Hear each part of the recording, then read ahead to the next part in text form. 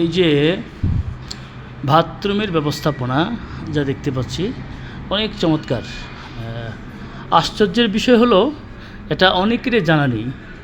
এই বাথরুমগুলো হচ্ছে যে ফ্লোরে আমরা নামাজ পড়েছি মসজিদে নববীতে, সেই ফ্লোর থেকে এটা প্রায় 8 তলা নিচে।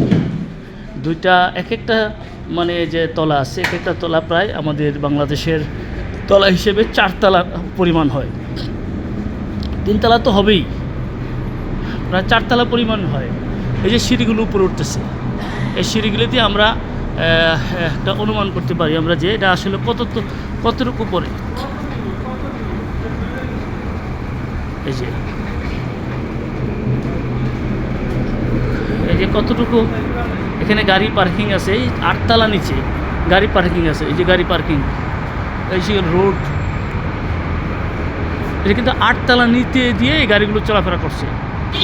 8 তলা নিচে একে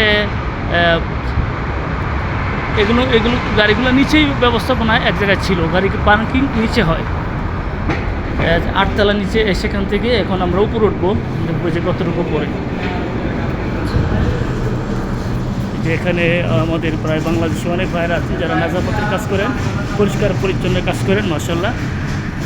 এই যে তারা এই যে গাড়ি দেখা যাইতেছে, এই যে বিশাল এলাকা, এই যে গাড়ি রাখা আছে এখানে, সবার গাড়িগুলো হয়তো এখন ধাপে ধাপে নিয়ে যাবে।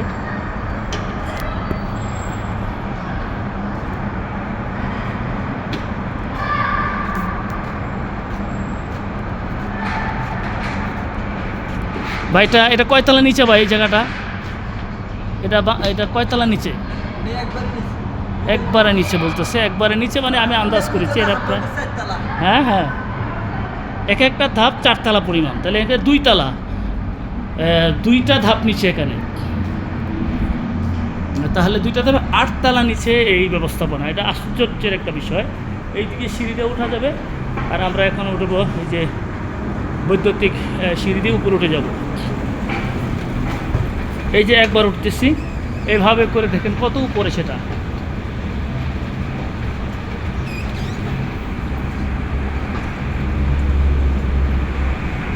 এই সিঁড়িটা বন্ধ, কিন্তু এই সিঁড়িটা চালু। এই যে আমরা প্রথম একবার উঠতেছি, আবার উপরে উঠতে হবে একদম নিচে। এ দেখেন এখানে কত নিচে মনে হচ্ছে। এখানে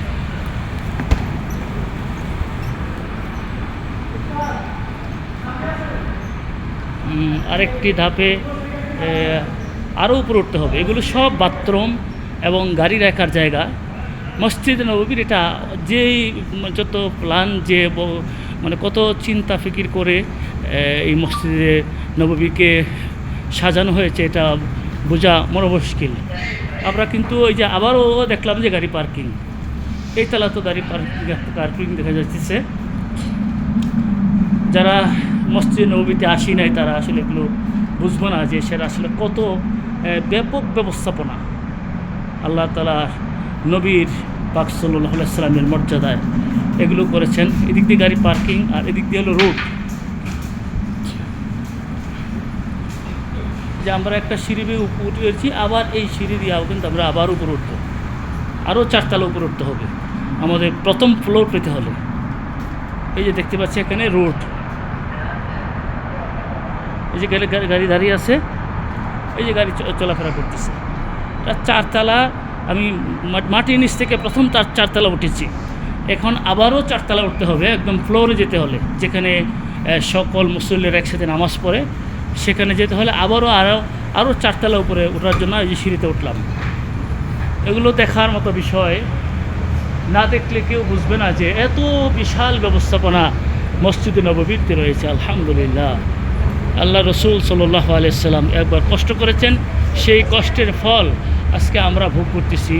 আমরা উম্মত আজকে সেই কষ্টের ফল দিচ্ছি। তাই যারা এখনও মদিনা শরীফে আসি নাই তাদেরকে বলবো তারা মদিনা শরীফে আসার জন্য। এই যে আমরা বিল্ডিং দেখতে পাচ্ছি, সামনে বিল্ডিংগুলো দেখতে পাচ্ছি, এটা কিন্তু ফ্লোরের মধ্যে। এই যে আমরা এবার প্রথম ফ্লোরে উঠলাম, 8 তলা নিচ থেকে এই মাত্র প্রথম ফ্লোরে উঠলাম। ওই যে দোকান দেখা যাচ্ছে, দোকান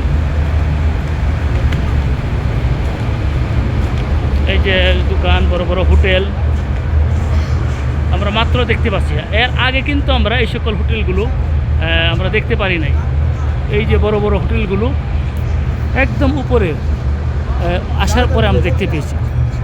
এটা একটা বিশাল বিষয়। এটা যারা দেখবেন তারা অবশ্যই এগুলোকে দেখবেন, তাহলে দিনের আজমত বাড়বে যে আল্লাহ তাআলা দিনকে রক্ষা করার জন্য এখন কিভাবে সাহায্য করছেন।